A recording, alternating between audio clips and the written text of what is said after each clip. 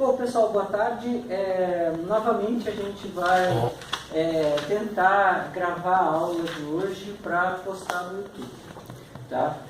O que a gente vai tentar fazer com esses vídeos?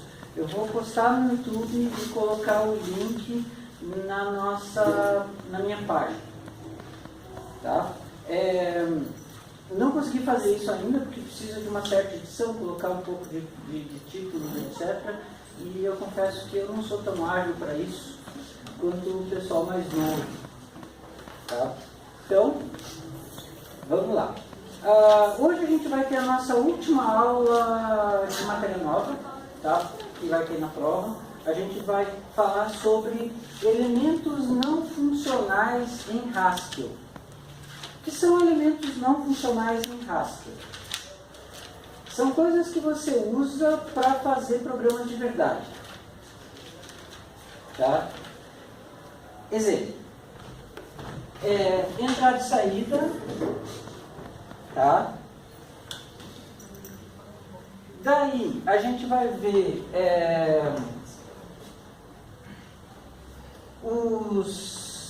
seguindo aqui a nossa lista, a gente vai ver o if. Tem if em Haskell? Tem if em Haskell. Por incrível que pareça, puseram um if em Haskell. Exatamente porque eu não sei, mas tem. Daí as cláusulas where e let, certo? Que são cláusulas que permitem que você estabeleça ambientes para definição de símbolos que serão usados em uma fórmula. Então é como se você dividisse uma fórmula o cálculo de uma fórmula em várias partes para tirar resultados parciais, ou que você fosse ler alguma coisa da entrada, tá, para fazer algum cálculo. Tudo bem?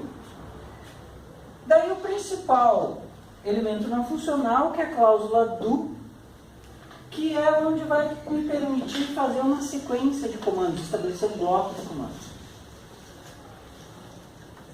Certo?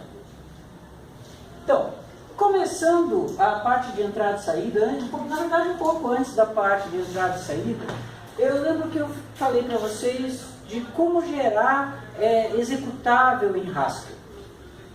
Tá? Executável em Haskell é no módulo compilado do GHC. Tá?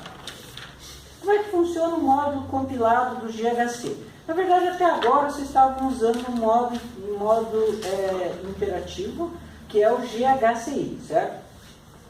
O módulo compilado do GHC, ele é como se fosse qualquer programa do GCC, G++, da biblioteca GNU, tá? Ele vai gerar um código executável para você. Tá? Por exemplo, com a opção "-make". Tá? O que precisa para poder compilar? O que precisa para poder compilar é que o arquivo .hs deve ter uma função chamada main. Tá? Esse arquivo .hs deve ter uma função chamada main. E, obviamente, essa função chamada main deve ser a função principal do arquivo, que chama as outras funções. Tá? Então, o que você faz? Você primeiro cria um arquivo .hs que vai ter essa função main e coloca na linha de comando ghc-make, sei lá, test.hs. E daí na mesma linha, -o teste.exe, sei lá. Tá? Ele vai te gerar, é parecido com o GCC, G++. Ele vai te gerar um teste.exe, vai te gerar um programa executável.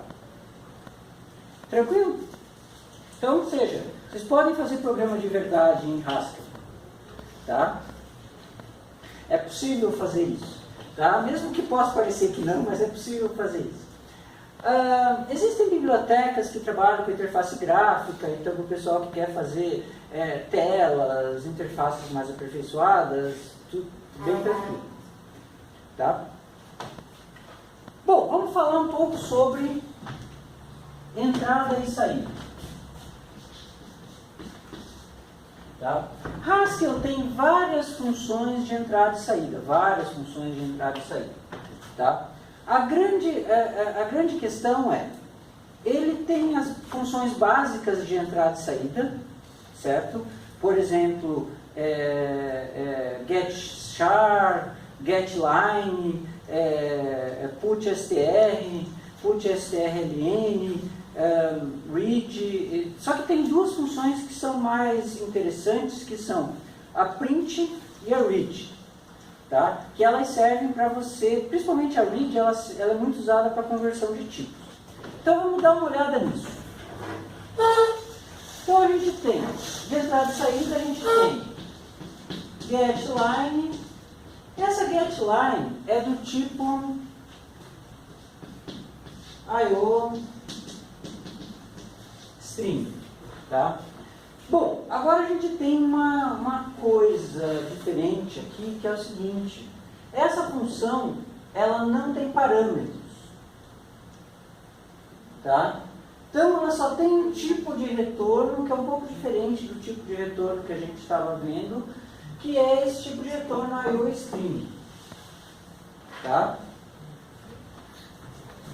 Tem o getChar, que é do tipo IO_char. Tá? Sempre que vocês virem essa definição do tipo, é função de entrada. Tá? Tem getContents,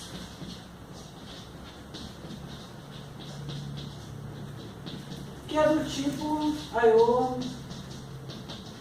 IO_string também. Qual a diferença entre o getLine e o getContents?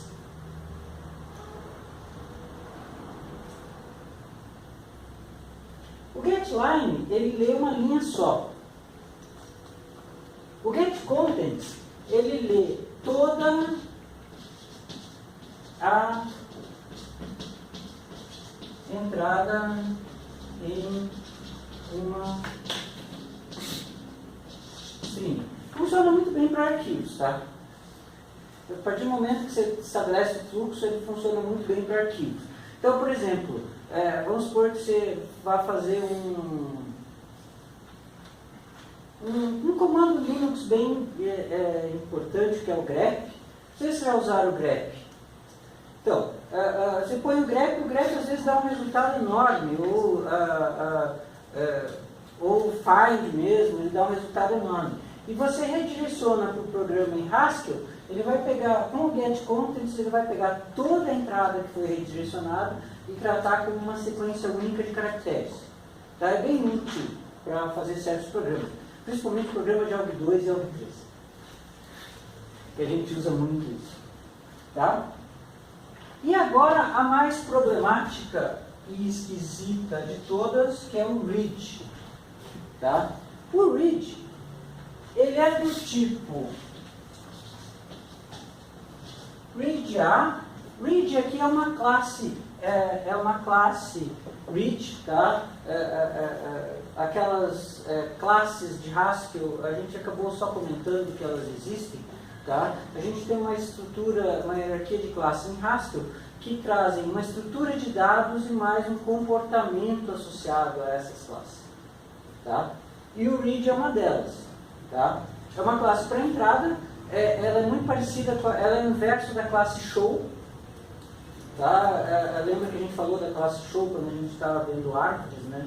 Então ela é parecida com a classe show, só que o contrário. Então o read é para entrada, o show é para sair, tá? Read_a, quando é classe, a definição de tipos tem dois tracinhos, tá? Para uma string, para o tipo A. Então, eu estou aqui, o que eu estou fazendo? O meu read vai converter de string, que é a minha entrada, para esse tipo A que eu passei. Tá? Obrigatoriamente eu tenho que passar esse tipo A como parâmetro na chamada da função read. Na verdade não é bem como parâmetro, é um pouquinho diferente.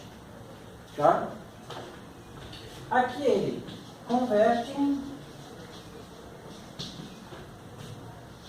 de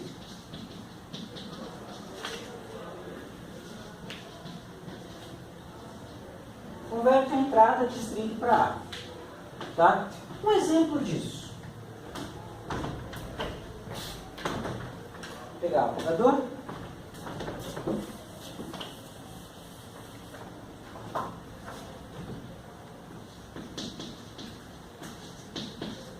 Uma função leint que a gente vai criar, né?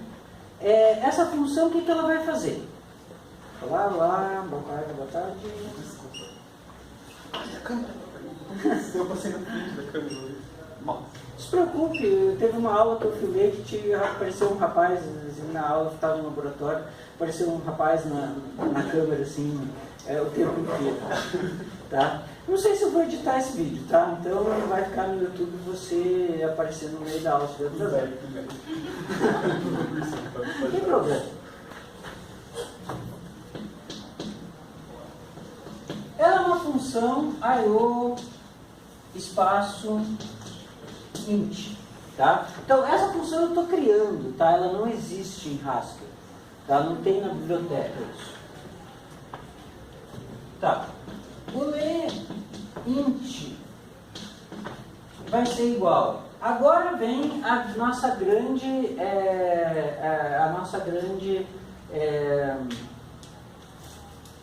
digamos assim, uma das grandes estruturas que a gente vai ver hoje, tá? Do linha recebe get line e daí returning read. Isso aqui é tudo na mesma linha, desculpa pessoal, linha, dois pontos, int. Tá? Bom, vamos ver o que a gente está fazendo aqui.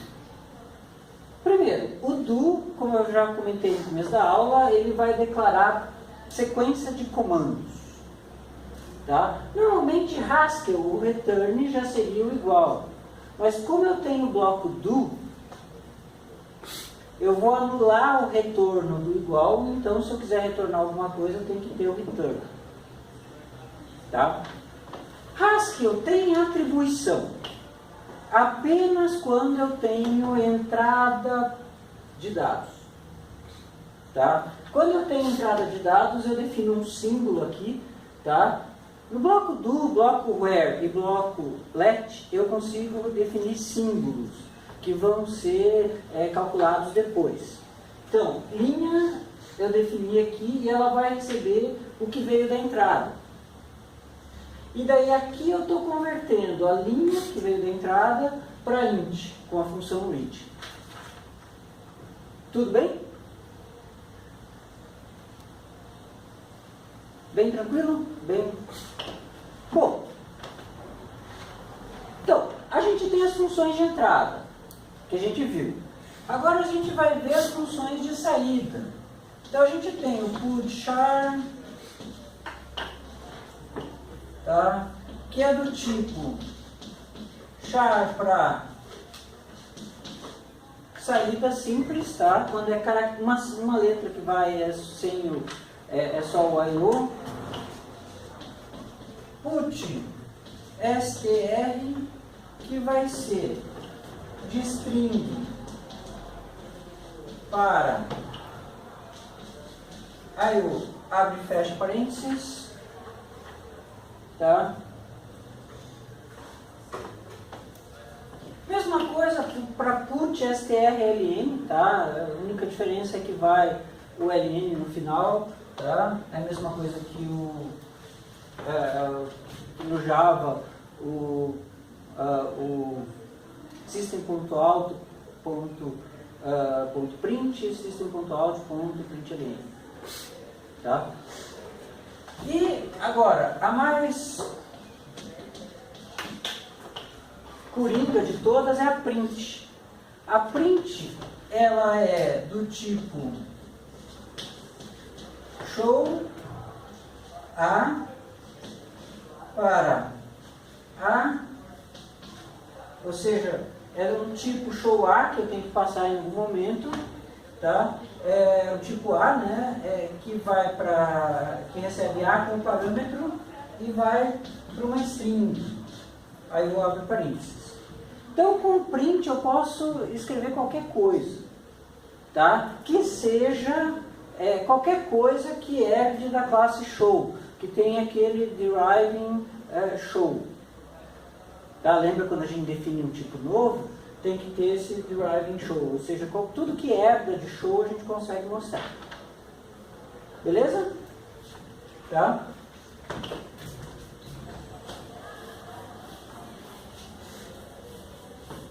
Java tem funções, Haskell tem funções para arquivos. Tá, eu não anotei aqui no meu caderno, vou ter que dar uma olhada aqui.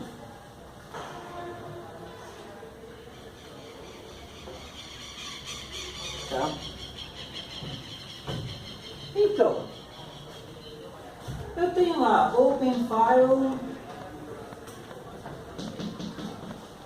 tá? Eu tenho a função hflush,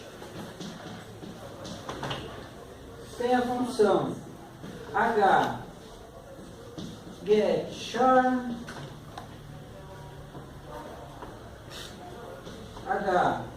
hgetline, hputchar,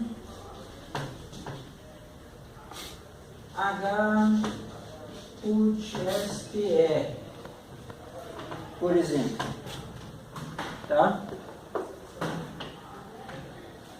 Então eu tenho assim essas funções. O OpenFile ele vai abrir o arquivo tal, né? Tem um modo lá para escrita, read mode, write mode, append mode. Read mode, write mode, append mode. Tá?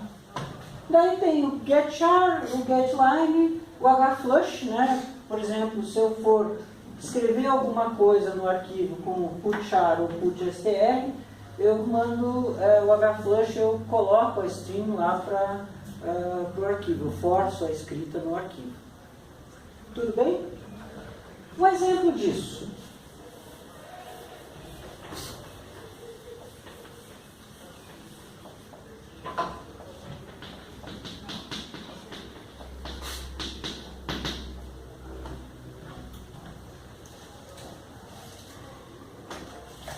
Por exemplo, arq h, ele vai receber um do, tá?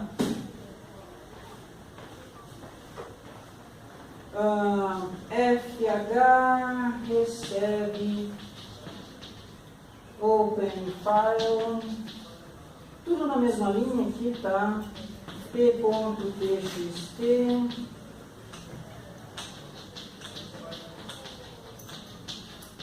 write mode, tá? Daí eu tenho lá o hputstr no fh, a string olá, tá? E um hflush,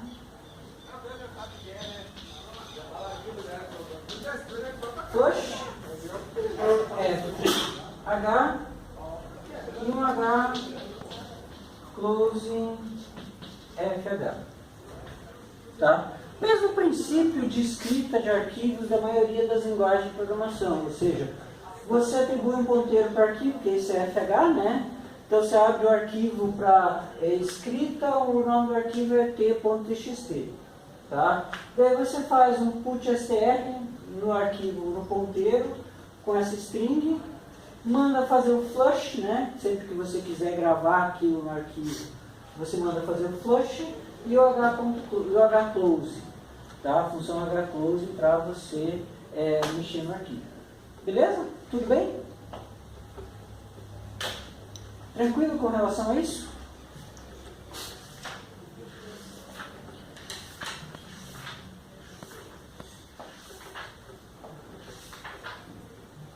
Tá? Vamos ver o nosso if, que Haskell tem também. Na verdade, o que a gente está acostumado? A gente está acostumado com condição de guarda em Haskell, certo? Está acostumado a usar a condição de guarda. Mas se eu quiser, eu posso fazer um if. Exemplo.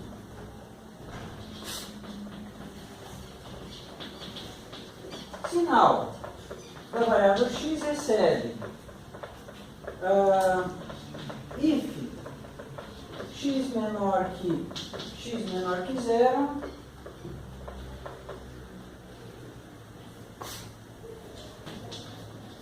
then menos 1. Else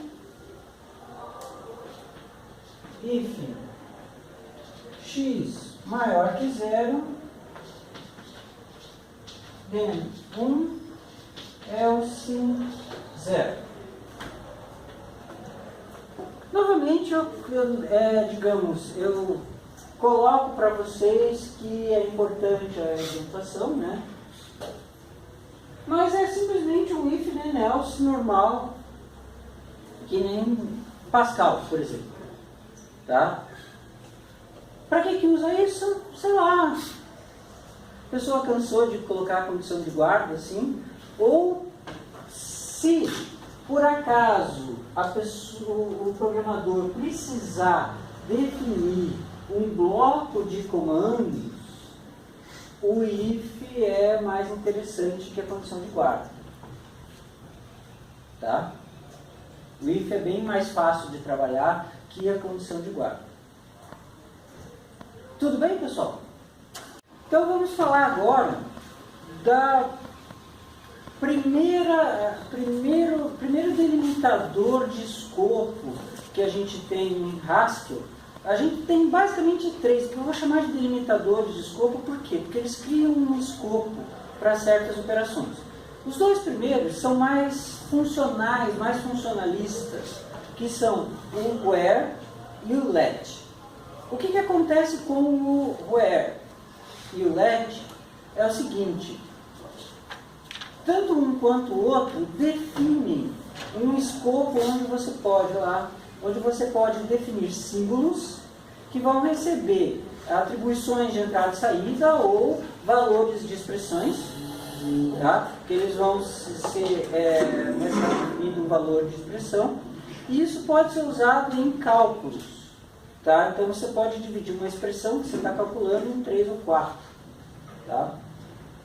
E o outro é o do, que a gente já viu ali, ele é apenas um delimitador de bloco de comandos simples, de sequência de comandos. Então vamos começar pelo where.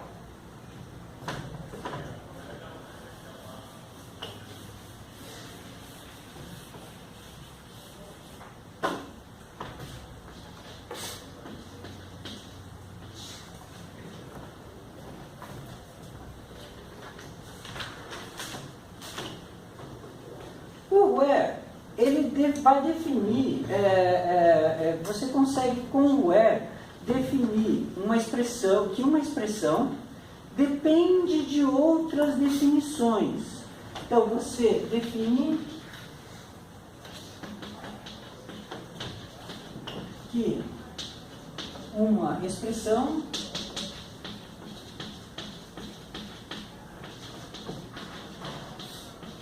depende de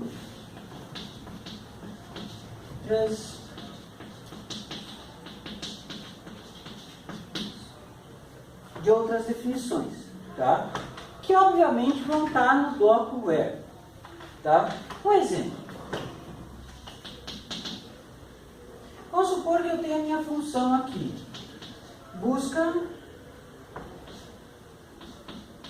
xc, yc,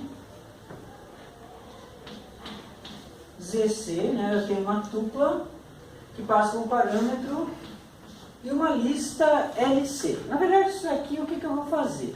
Essa função aqui, ela vai percorrer essa lista LC, vai verificar se essa tupla já está na lista e, se ela tiver, ela vai adicionar essa lista LC, a essa lista LC, ela vai adicionar essa lista LC.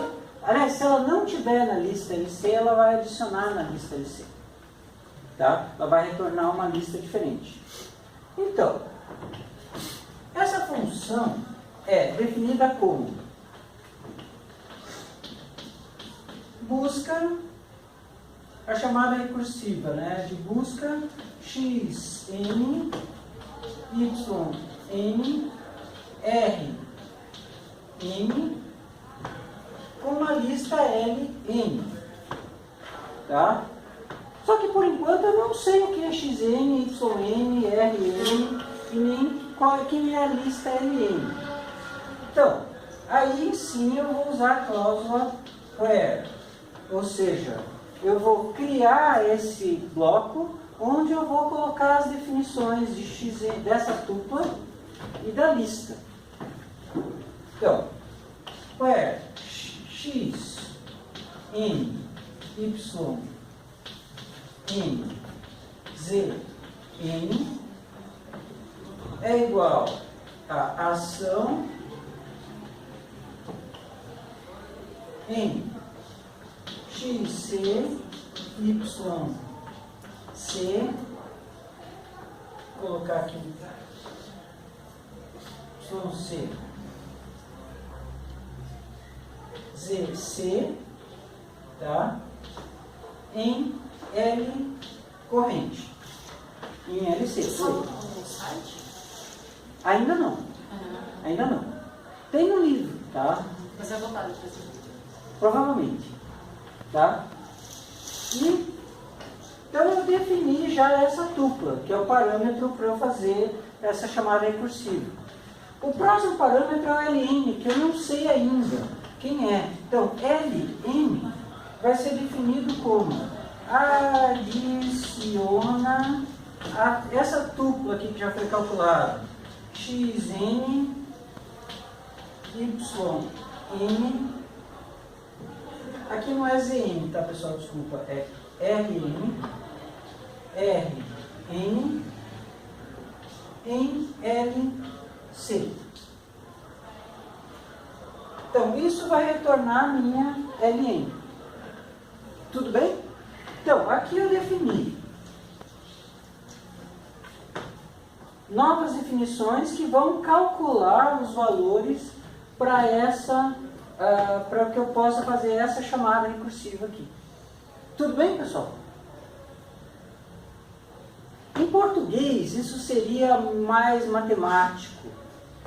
Por exemplo, eu colocaria a expressão. Então, essa expressão é calculada, essa função é calculada com essa expressão onde e a primeira tupla vale isso e ln vale isso. Tá? Provavelmente os professores de cálculo já usaram essa construção, a maior parte dos professores de matemática usam essa construção. Tá? Em programa, provavelmente é a primeira vez que vocês veem isso. Tudo bem? Beleza? Where serve para definir módulos também, tá? A gente vai ver daqui a pouquinho como é que a gente vai definir módulos. Módulos é como é que eu trato, divido um programa meu em Haskell em 2 ou 3 arquivos. Ou seja, como é que eu importo isso em Haskell. Tá? Mas a gente usa o where. Oi. Por que tem alguns que tem o ZC e outros tem o R alguma coisa? O ZC é uma coisa, o RN é outra coisa. São duas tuplas diferentes. Na verdade, essa função que eu coloquei como exemplo, ela é uma função que eu sugiro que vocês deem uma olhada no livro, que faz uma busca num espaço de estados. o que ela está vendo? Esse aqui é um estado da solução, é o estado corrente. Então eu vou buscar o estado corrente na lista de estados correntes. Se ele não estiver na lista de estados correntes, tá? Eu aplico uma... Não, primeiro eu vou aplicar uma ação para criar um estado novo, e daí eu vou adicionar essa lista, adicionar esse estado novo na lista corrente para ter uma lista nova. Tudo bem? Esse aqui é um estado. Esse aqui é uma tupla um pouquinho diferente, tá? Que ela vai ter um registro diferente a respeito da situação.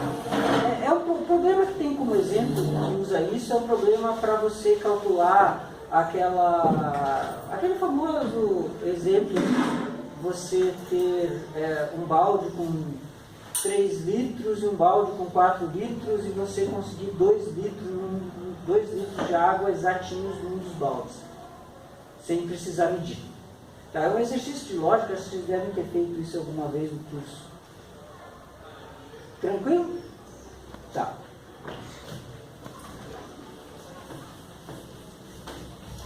Agora vem o equivalente ao where, que é o let. Esse operador let, ele cria ele é o contrário desses daqui. Ele define que, então, o let, ele permite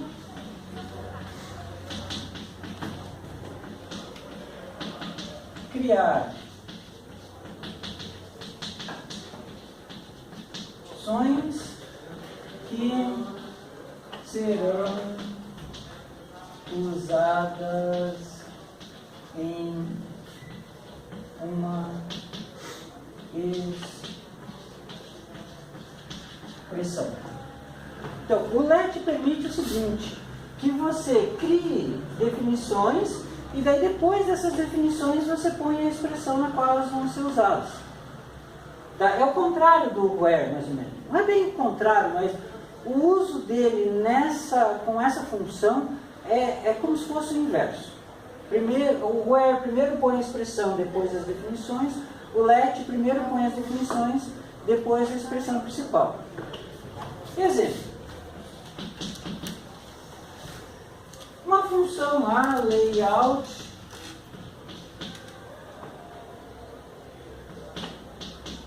xy, vai ser igual let, tá? A é igual a x vezes y. Por que eu falo que é igual, tá?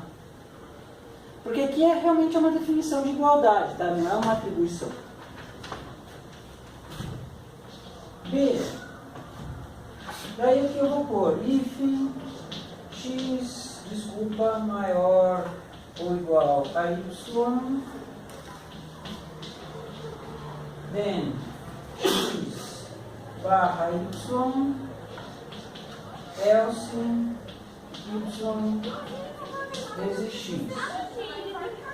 E C é igual a menos B em A mais B vezes C. O que eu estou fazendo? Eu vou retornar A mais B vezes C, e para calcular A mais B vezes C eu preciso dessas definições aqui. Tá? Então assim, é como se fosse o inverso. O where primeiro vem a expressão, depois as definições. No let primeiro as definições, depois a função. A expressão que você vai usar, você vai calcular. Tudo bem? Tá? Digamos assim, é uma forma de você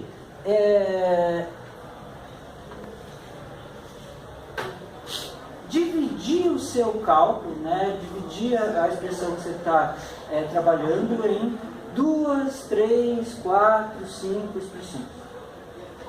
Tá? E nem sempre eu consigo fazer muito ao mesmo tempo. Tá? Tanto o where quanto o let são muito usados quando você precisa, em situações que você precisa fazer entrada de dados. Tá? Então, vou fazer o cálculo, preciso da entrada de dados, eu uso o let, eu uso o where. Certo? Ou em cálculos mais complexos, que nem esse daqui, né, que eu faço primeiro crio um estado novo e depois adiciono na lista. Certo? Ou nesse aqui que eu preciso fazer 2 ou 3 contas. Tá? Tudo bem? Aqui eu poderia fazer diferente. Como? Eu poderia fazer uma função que me calculasse o A, calculasse o B, calculasse o C, e daí fizesse uma condição de guarda que podia fazer diferente. Mas não seria na mesma função. Tudo bem com isso?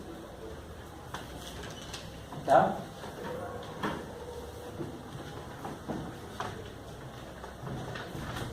Bom, vamos dar uma olhada agora no mais problemático de todos os elementos não funcionais de Haskell. Não é bem problemático, mas ele assim, é o que tira o gosto de fazer uma coisa diferente do Haskell. Tá? Que é o do. A expressão do, ela define um bloco de ações. Tá? Bloco de ações. Normalmente usada para a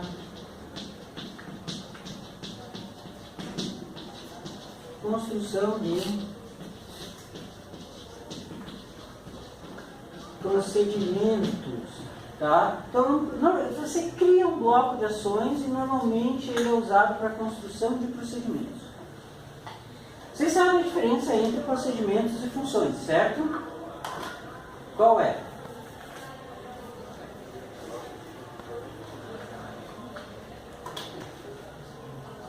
Não me vem com aquela história de procedimento não retorna valor e função retorna valor, que isso não é a diferença. Qual é a diferença?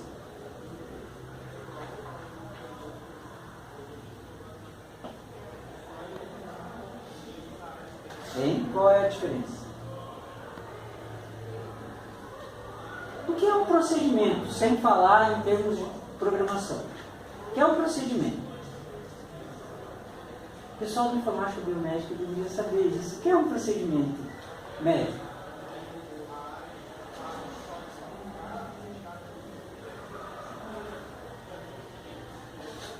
É uma sequência de ações. Tá?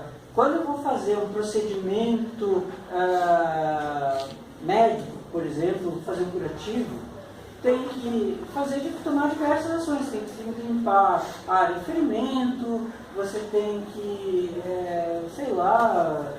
fazer uma sutura, alguma coisa, dar alguns pontos, e colocar um antisséptico e depois cobrir com gás esparadrapo ou com uma pele artificial ou com alguma coisa diferente. Bancário, qual é o procedimento? Existem procedimentos bancários. Por exemplo, quando eu vou abrir uma conta, eu preciso pegar o nome do cliente, verificar, pegar o CPF, fazer uma verificação, daí eu preciso criar uma nova conta, associar aquele nome para aquela conta. Tá? Procedimento é um conjunto de ações. Tá? Por isso que ele não retorna valor, porque ele é um conjunto de coisas que você tem que fazer num bloco. O que é uma função? Função é uma única ação que é feita e retorna um resultado, te dá um resultado. Tá? Quando a gente está programando, às vezes a gente confunde, é óbvio, tem uma linguagem, por exemplo, o C só tem funções, não tem procedimentos. Então você define um procedimento como se fosse uma função. Isso confunde muito a cabeça das pessoas. Aqui não. Aqui a gente tem. O do vai te permitir você criar procedimentos. Que tipo de procedimentos são esses? Normalmente são procedimentos de interface. Tá? Vou colocar aqui. Normalmente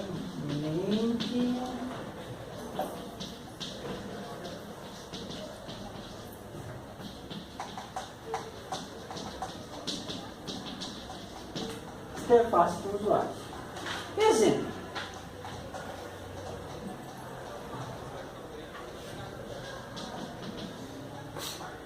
Eu tenho lá uma função menu, tá? Que vai receber do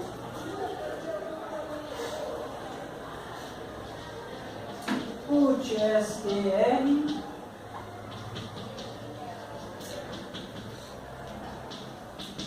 barra n. Putstr então, putstr incluir, putstr excluir,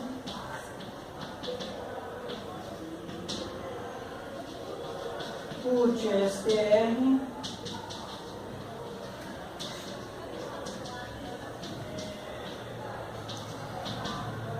tá? Tudo bem? Então eu defino que vai retornar, que o valor da função vai ser calculado através da execução do bloco de comandos do, e eu vou ter essa sequência de comandos, que são basicamente escrever palavras na tela. Tudo bem? Existem duas modalidades do do. O do com indentação, e o do com chaves, que daí não precisa indentar, daí tem até ponto e vírgula. Veja só, abre chaves, alguma coisa, ponto e vírgula, é linguagem C. Tá? O pessoal está na sua praia. Tá? Como é que a gente vai fazer isso? Como é que são essas estruturas?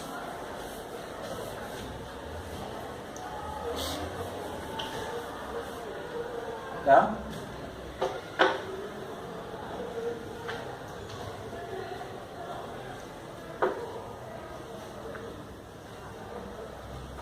São assim. Do ação 1, ação 2, ação 3, ação 4. Aqui tem que estar alinhado. Senão ele vai te dar um erro estranho, que eu não lembro qual é. Mas ele vai te dizer um erro, ele não vai dizer, o bloco do não está alinhado. Ele vai dar um erro diferente em algum lugar. Tá? Próximo a isso aqui, dizendo que tem um problema no código. Tá? Eu lembro que a primeira vez que eu mexi com isso, estava fazendo um programa para testar esse bloco do, né? Ele dava um erro muito estranho, que eu tenho que trazer para vocês, acho que me passa a oportunidade, que você não tinha condições de saber que estava desalinhado. Tá? Lembre-se o seguinte, além disso, de estar alinhado, tem que ser espaços, tá? Raster não gosta muito de tab. Então vocês têm que configurar o editor de texto de vocês para que, quando você apertar o tab, ele preencha com espaços. Não sei se você acha que o Gedit permite isso, tá? Que você configure isso. Tá? Então, esse é o com alinhamento. Tem um do sem o alinhamento, que é assim. Do ação 1,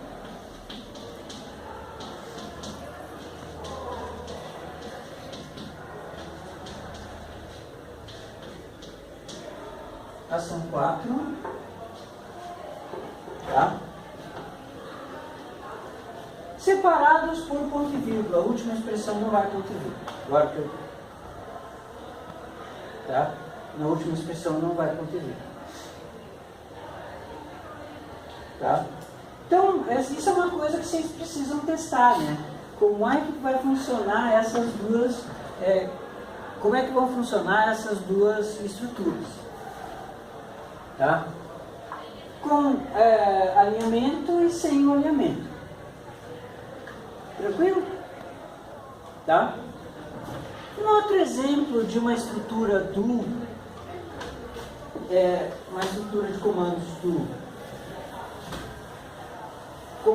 sem alinhamento, né? Aliás, com alinhamento seria essa daqui, ó.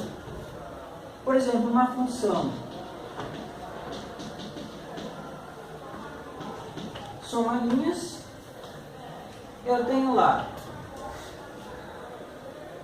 ela recebe um e daí eu tenho lá str1 recebe getLine, str2 recebe getLine, tá? E daí misturando, eu tenho aqui um let x seja igual a, aqui é tudo na mesma linha, tá?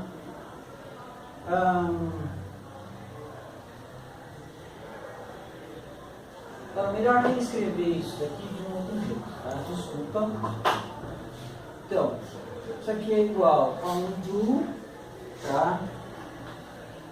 str1 recebe getLine, str2 recebe getLine e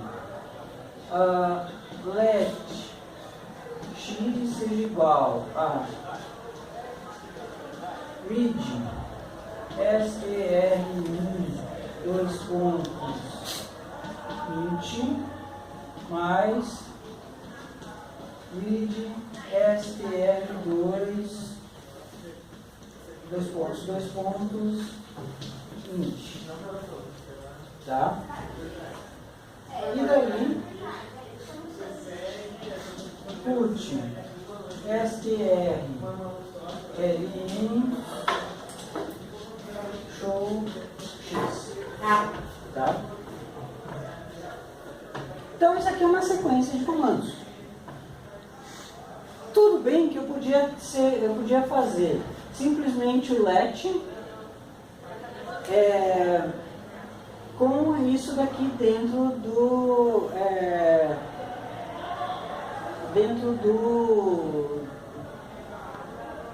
let, né? Ou podia fazer isso com where, tá?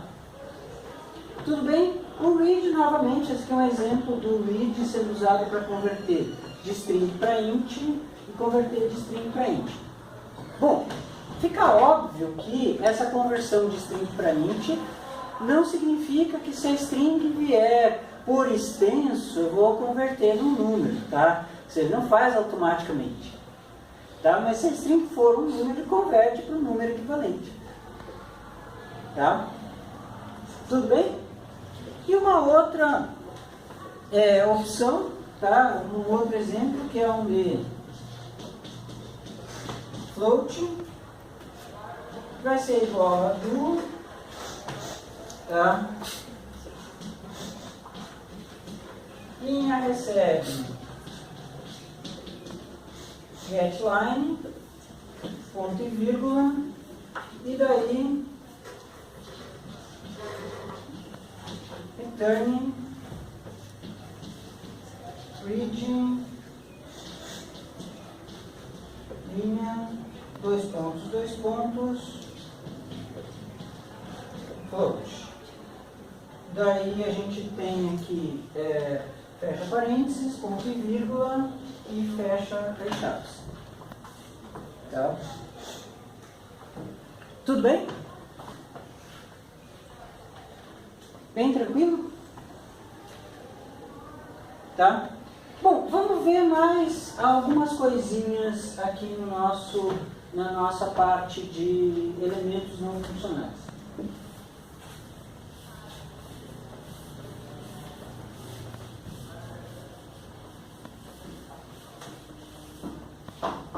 Vamos ver uma coisinha na nossa parte de elementos não funcionais. Tá? Bom, tem a história dos comentários. Tá?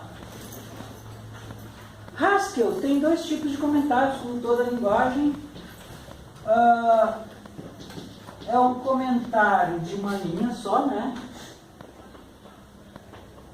Tá? E tem os comentários de várias linhas. Certo? Então essa parte é uma parte que assim, é para saber, né? Toda linguagem tem, Haskell tem isso também. Bom, e uma outra parte de Haskell, de elementos não funcionais de Haskell, que a gente precisa saber, é que normalmente é uma parte mais complicadinha, é quando a gente trabalha com módulos. Tá? O que são módulos?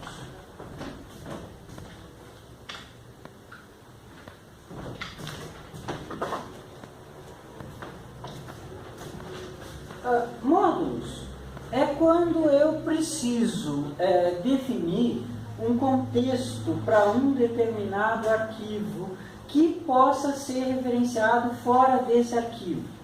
Então, definição de um contexto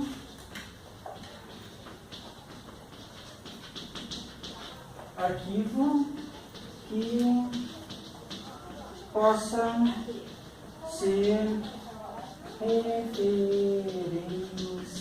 referenciado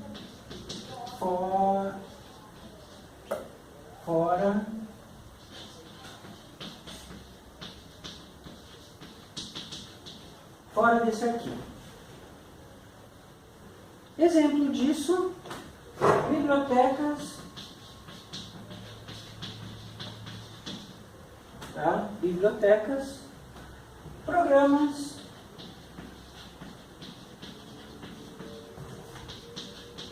com mais de um arquivo. Tá? Aqui você consegue fazer uma separação de arquivos em Haskell.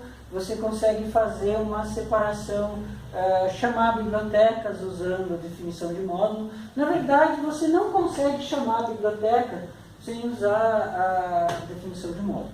Tá? Acredito que não. Tá? Exemplo disso.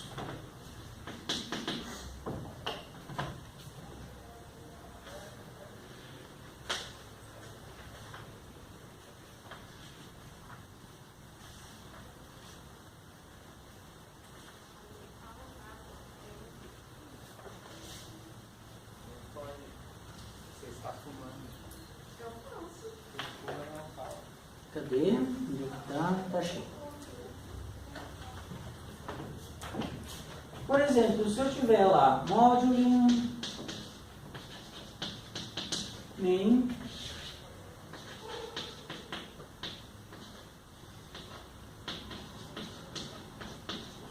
sempre começa com maiúscula, tá? O seu módulo.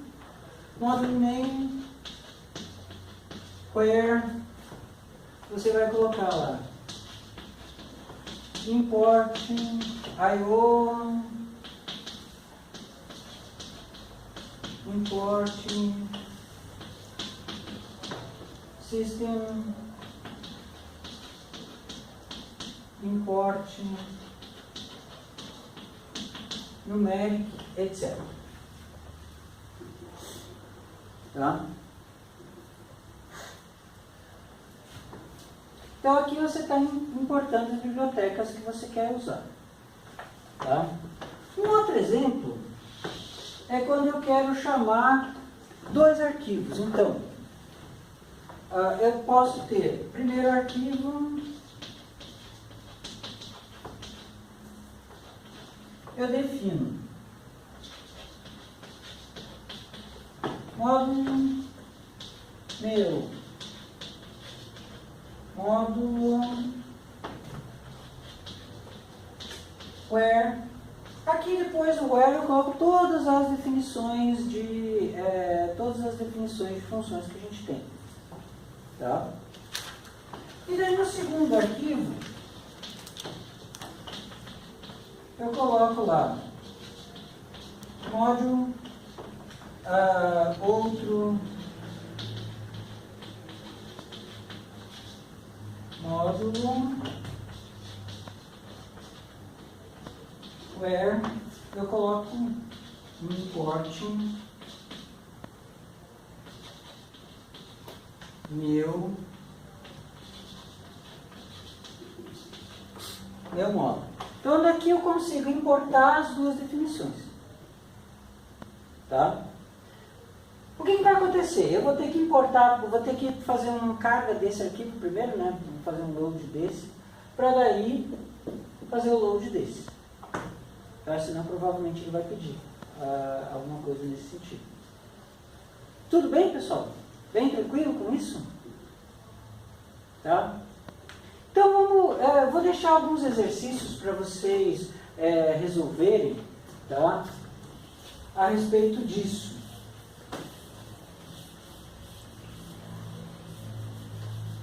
Tá? De elementos não textuais, não funcionais em Haskell. Tá? Então vamos lá. Exercícios. Tá?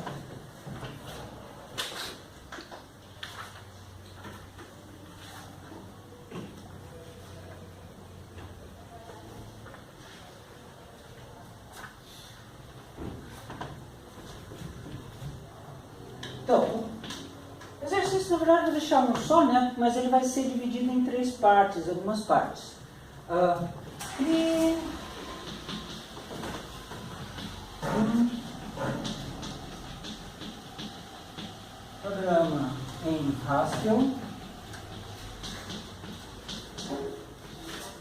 que, dois pontos.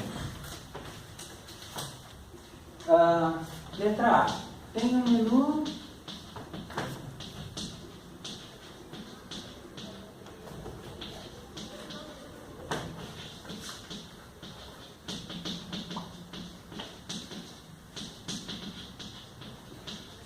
selecionar entre inserir ou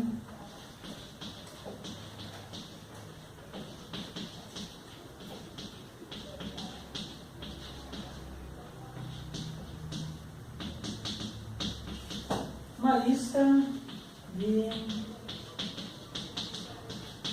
inteiros. B. Insira um elemento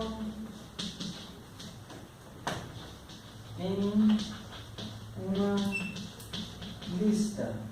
E C. Remova um